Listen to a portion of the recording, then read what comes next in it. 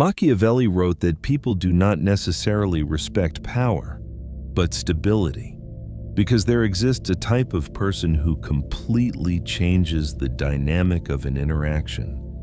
The person who cannot be rushed, cannot be destabilized, and cannot be forced into reaction. And the moment someone can no longer provoke your reaction, intimidation stops working. Many assume intimidation comes from force, from a raised voice, from aggressive presence, from someone who occupies space and makes noise. That is the first lie, and it is an old one. Real intimidation does not need to be visible. It does not need to assert itself. It works best when you have already decided you are lower, before the other person has done anything. That is where everything begins, not in conflict, but inside you. This is precisely where what can be called the first Machiavellian rule appears. Perception creates power. Machiavelli observed in The Prince, men judge more by the eye than by the hand, because everyone can see, but few can truly understand. In other words, domination does not begin when real superiority is proven, but the moment the perception of superiority is accepted without verification. Intimidation begins the instant you internally accept a hierarchy that has not yet been demonstrated. Before tone, before argument, before conflict, your mind fills the gaps. It assumes authority, it assumes risk, it assumes consequences, and the body reacts as if all of them were already real. Your instinct is to react. When someone pressures you, the body prepares automatically. Heart rate rises, breathing shortens, attention narrows. The mind searches either for attack or escape. This is not moral weakness, it is biology. Your nervous system was built for rapid survival, not long-term social stability. The problem is that the modern world rarely attacks you directly. It tests you. It applies subtle pressure through prolonged eye contact, through calculated silence, through neutral tones that make you speak more than you intended, through ambiguous situations that create the urge to clarify who you are. This is where real intimidation appears, not as violence, but as psychological pressure. And exactly here intervenes the second Machiavellian rule: do not react impulsively. Machiavelli indirectly warned about this mechanism when he wrote that a ruler must avoid exposing emotional vulnerability because people attack where they perceive minimal risk. The one who reveals emotion provides information, and information becomes control. Because reaction is a declaration. It says, "You have access to me. You can move me. You found the sensitive point." And whoever discovers where your buttons are no longer needs force. They simply press. This is why people mistakenly believe those who cannot be intimidated are fearless. They are not. Fear exists, always, but it does not rise to the surface. It does not flow freely into behavior. It does not become visible reaction. The difference is not what you feel, but what you do with what you feel. Most people react to eliminate immediate discomfort. They explain too quickly, respond too quickly, correct perceptions that do not even matter, and without realizing it, they confirm the other person's frame. Because intimidation functions only where urgency exists, urgency to respond, urgency to explain, urgency to prove value.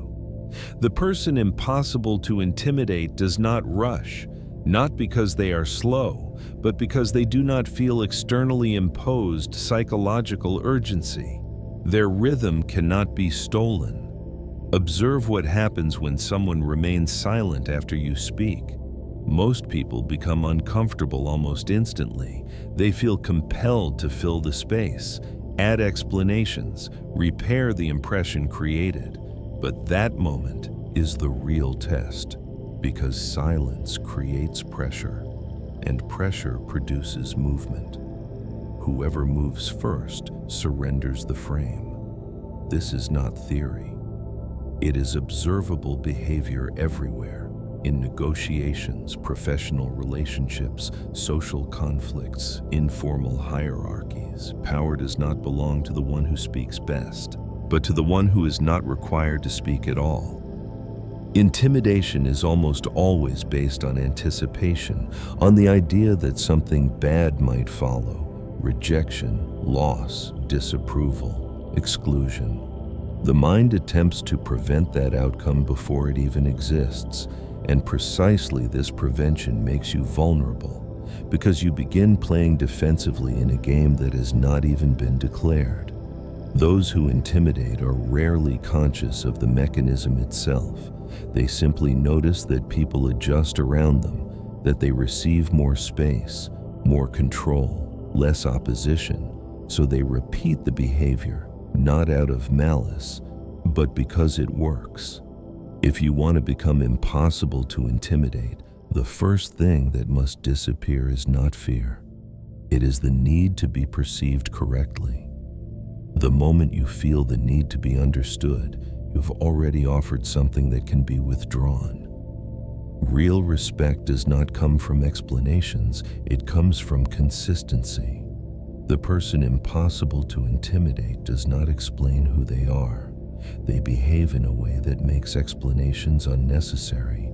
They do not correct every perception. They do not repair every interpretation, because they understand that most perceptions carry no real consequences. There is a precise moment in every tense interaction when pressure shifts. Usually, it is the moment when someone attempts to regain control through emotion, a CA, a nervous joke, an overly long explanation. That is where leadership becomes visible, not before, not after, exactly there. When you do not react, an anomaly appears, and anomalies destabilize because the other person's system expected a reaction. And when the reaction does not appear, pressure loses direction. That is precisely when intimidation begins to collapse, not through confrontation, but through absence of fuel. When you do not react, something interesting begins to happen. The other person starts to move. At first, almost imperceptibly, they adjust tone, reformulate, return to the idea, test again, because their social system expected a predictable response. And the absence of that response creates uncertainty, and nothing destabilizes more than calm uncertainty. Most people attempt to control the situation. They try to manage perception, conversation, emotional tone. But here emerges one of Machiavelli's deepest observations. The situation does not need to be controlled. Your reaction to it does. This is where the third Machiavellian rule unfolds. Control emotion, not the situation. Machiavelli noted that an effective ruler must appear master of himself even when circumstances become dangerous. Because people do not follow certainty of reality, they follow behavioral certainty. Power does not come from absence of fear, but from absence of visible reaction to fear. The moment emotion becomes behavior, position becomes negotiable. Most people attempt to reduce tension immediately. They laugh, explain, justify, soften tone. But every adjustment sends the same silent message: pressure works. The person impossible to intimidate does the opposite. They do not fight emotion. They do not suppress it. They do not deny it. They allow it to exist without transforming it into action. From the outside, this difference seems small, but it completely changes the dynamic, because intimidation functions only when it produces internal movement. If the interior remains stable, the exterior loses influence. At that point, interaction begins to slow down, and here another invisible mechanism appears. Intimidation is almost always an attempt to accelerate time, to force a response, a decision, a position. That is why people under pressure feel compelled to respond immediately. But exactly here activates the fourth Machiavellian rule: control the rhythm. Machiavelli wrote that success belongs to those who know when to act and when to wait, because time itself is one of the most subtle forms of power. Urgency is the signal of subordination. The one who rushes responds inside a frame imposed by someone else. The person impossible to intimidate does not slow down theatrically. They do not perform calmness. They simply refuse artificial urgency. Their responses appear when necessary, not when demanded. This difference shifts pressure. Observe real negotiations, observe conflicts, observe tense conversations. There is always a moment when someone tries to close the space quickly, to finalize, to obtain confirmation, and the other remains silent. That silence produces discomfort. For most people, silence feels threatening because it offers no feedback, no confirmation of position, no social validation. And exactly here appears the fifth Machiavellian rule: power belongs to the one who can endure silence. Machiavelli observed that real authority does not over-explain, because repeated explanation invites challenge. The one who speaks to eliminate discomfort loses position. The one who can remain silent controls the frame, because silence forces the other person to expose themselves, to offer more information, to negotiate internally, to fill the void. And here, most people make the exact mistake that makes them easy to intimidate. They confuse silence with danger. But silence is merely the space where pressure no longer finds reaction. Real power is not loud. It does not interrupt. It does not insist. It does not prove itself. It manifests through the ability to do nothing when others feel urgent need to act. Intimidation begins to die precisely at that point, because its mechanism depends on continuous reaction. Without reaction, pressure becomes uncomfortable for the one applying it, and the dynamic reverses. The one attempting dominance begins searching for signals, trying to confirm whether the strategy still works, but receives nothing. And absence of feedback destabilizes more than direct opposition. This is why people who cannot be intimidated often appear difficult to read, not because they hide something, but because they do not emit unnecessary signals. They do not react to every emotional fluctuation of the environment. They do not automatically participate in tension. At that moment, interaction stops being a status game. It becomes merely a neutral situation. And without a game, intimidation loses function. Most people try to win the moment, but Machiavelli understood something different. The one who is not required to win the moment wins the structure.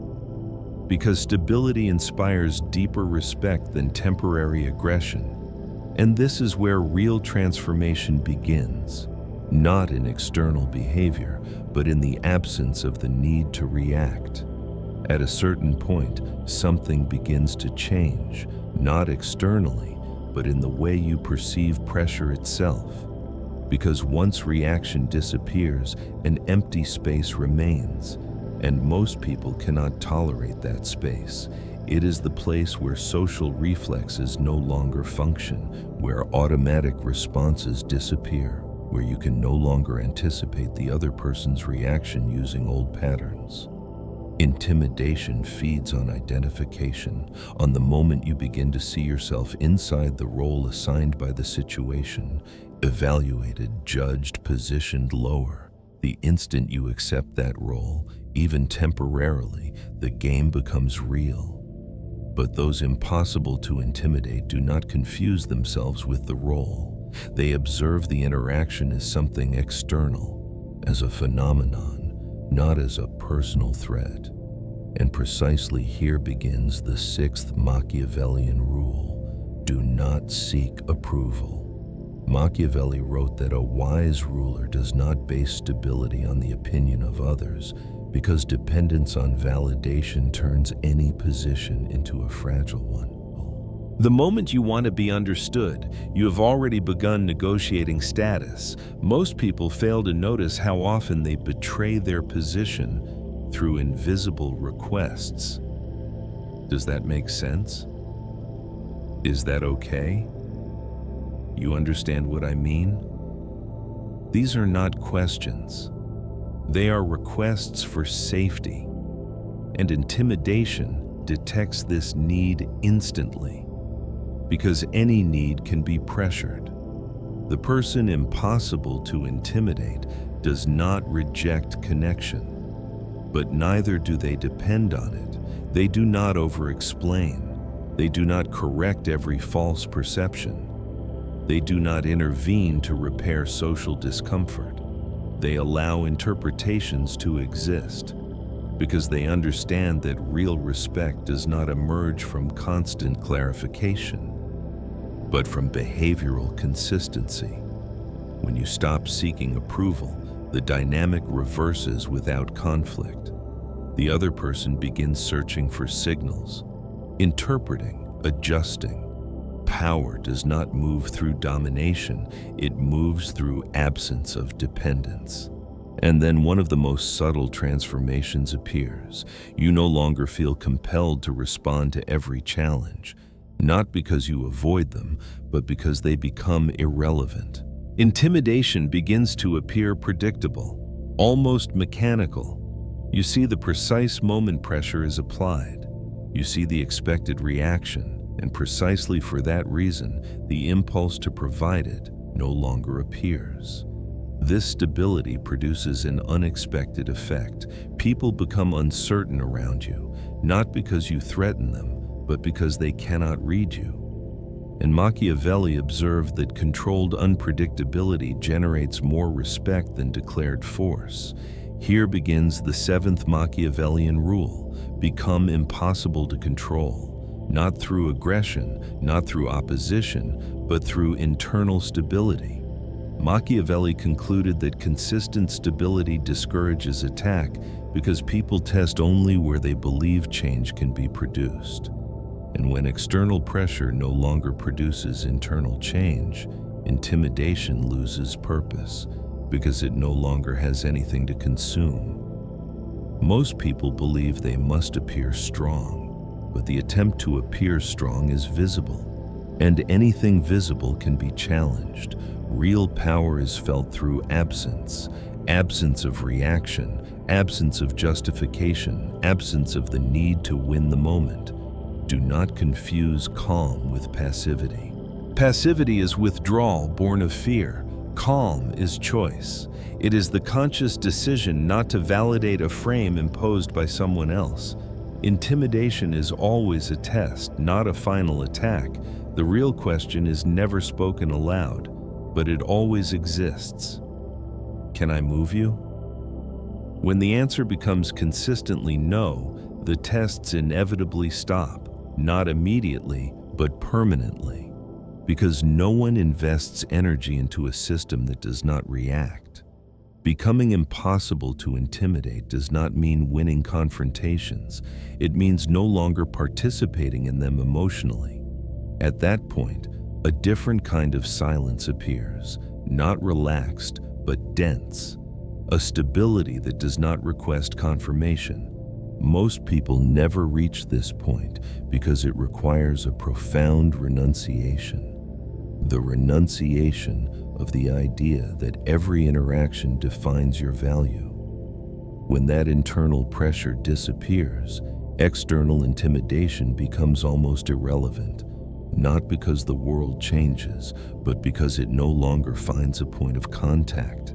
And then something Machiavelli understood centuries ago becomes clear. People do not follow force, they follow stability. You will not feel euphoria.